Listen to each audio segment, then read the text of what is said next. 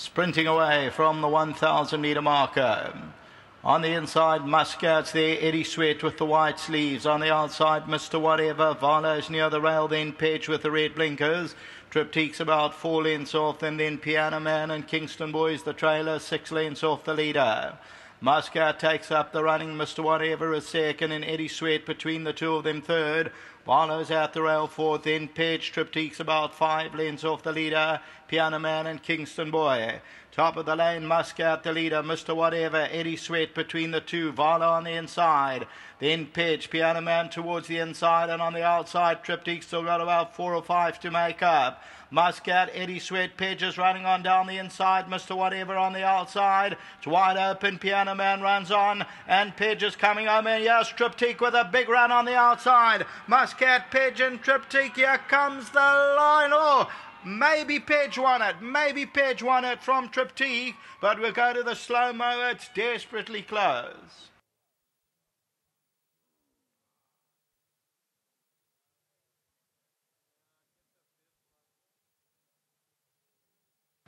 It gets very, very close. I went with PEJ, but I tell you what, Triptych is very much alive coming down to the line. PEJ was ridden differently this time out. Here comes Triptych with one late lunge. PEJ is still in front. Triptych comes back for more. Oh, I'll have to stick with my original decision, but it could be a dead eat, or it even could go this way. I went with PEJ with the blinkers. I stay with that decision. Triptych narrowly beaten. This time PEJ was sat on and comes home well. Muscat only beaten 3 parts of a length. Piano Man is fourth. Then Varlo, further back Eddie Sweat, and then Mr. Whatever, and they were followed by Kingston Boy. You saw for yourself, it's practically a dead eat. It could be a dead eat. I went with PEJ. We'll wait for the judges. And PEJ doesn't get a run there. You'll see with the red blinkers, then goes 3 off the left-hand side. And the only filly taking on the boys, stick in the left hand. The apprentice claims the 4. And here's Triptych, who made up good ground and comes on really well in the closing stages. And as you see for yourself, they hit the line together. Perhaps I thought I saw Sean Cormack raise his hand in triumph just after the line. I could be wrong, so that's why I'm saying it's very close. Let's just see if we can take it a little bit past the post and see what happens with that. But until the running of our 6th race, back to the studio.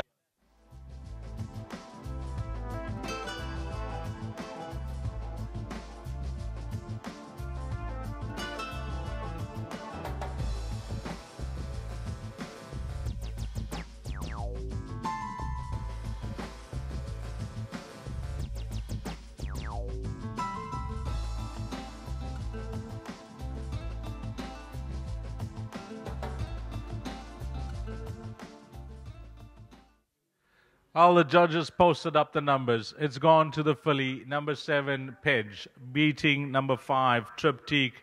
Back in third was number 3, Muscat, and rounding off your quartet, the biggest outsider in the field, Piano Man. It looked close, but Craig called it. Well done to him upstairs. He fancied the filly on the wire, and she's put her head down and put her head down on the line to get the better of a fast-finishing number 5, Triptych, who will certainly follow next time out over 1,200 meters, one would suspect, from the Dennis Dry Yard. 7, 5, 3, and 8. Number 7 paying 3 Rand 80 for a win, 1 Rand 30 for a play. Just the one runner today at Greyville for trainer Charles Laird, and it's all about having a look at the program and placing your horses, and Charlie has done a fantastic job placing this filly this afternoon. This Pinnacle Stakes, she was a right horse at the weights, and the 4 kgs off was a massive plus here, Charlie. So firstly, compliments to yourself and your team and getting the filly right and picking the right type of race for her to win again, Charlie. No, absolutely. You know, she's been an absolute dream, superstar. Thanks to Phil, he kept her, he bred her, he kept her. We'll probably give her one more run. Try and find the right race again, and then hopefully send her to Variety Club. I think that'll be a nice click for her. Well done to Anton. He got suspended, and he said, listen, I can't ride her, so please let's give young Eric a chance. He rides a fortune of work for me. He's at a 2nd and a 3rd and a 4th for me, so it's great. He's at a double. Well done to him. I've looked at the young kid statistics, and he's a young kid. It's early days, but he's showing a bit of promise, Charlie, and he's ridden an absolute pearler for you here. No, very much. Things didn't work out for him out the gate. She normally flies out, and he didn't panic. He waited. He got very tight down the straight, and he used his head.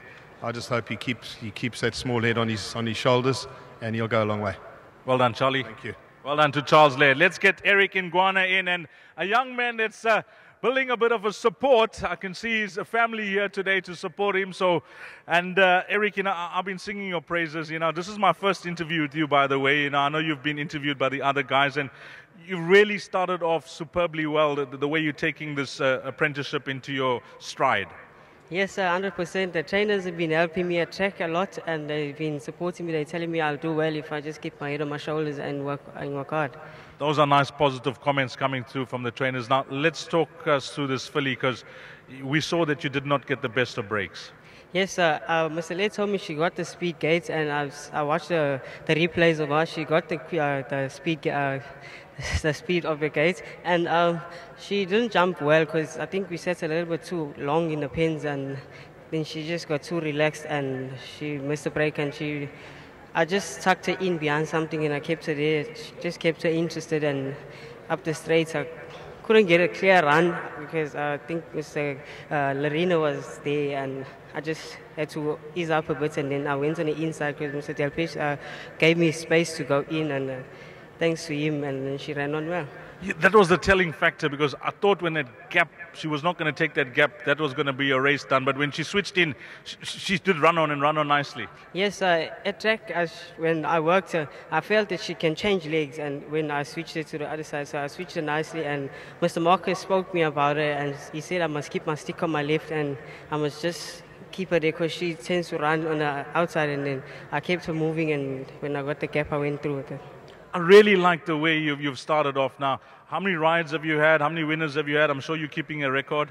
Yes, we are keeping a record. I've had 22 runs, and I've got 3 winners, 10 places, and it's just coming on well, sir. Well, it's really a bright start to your career, Eric, and I wish you all the best, and hopefully you get more chances and grow in confidence, but it's really a nice start to your apprenticeship, and well done with that young man. Yes, thank you, sir, and I'd just like to say a big thanks to the Academy Riding Masters for the support.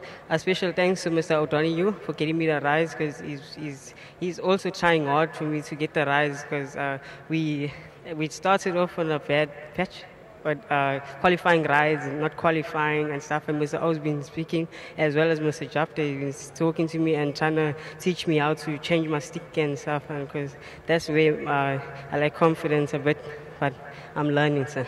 Well, fantastic, and I want your family to give you a big round of applause. They're all here today. Well done, Eric. Thank you, sir. Thanks to my family and friends for the support. I love them very much.